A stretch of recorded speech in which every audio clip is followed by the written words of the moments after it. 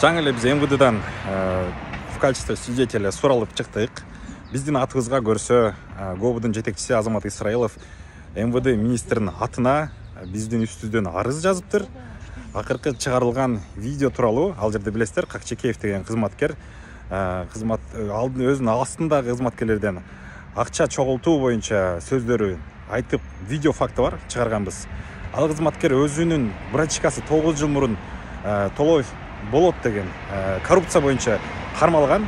Видео YouTube'да бар, аризойдон качып жүргөн.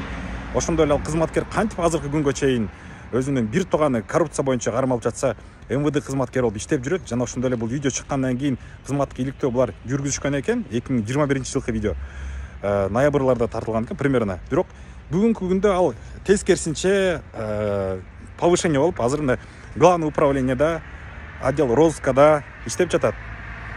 Бүгүнкү күндө ГОБдун системасынын ичинде действительно системасы чирип калган экен. Булар негизги максат жол коопсуздугу каралбай эле, булар өздөрүнүн ички иштерин, кадровый маселесин чечип, ошо менен алек болуп, жолдогу адам өлүмүн, ДТПны, элдин коопсуздугун караган ордуна ошондой иштер менен алек болуп, колдору байланып, өздөрү ошол системага залог болуп калган. Ошол нерсени айтып койгон үчүн бизге арыз жазып жатыптыр.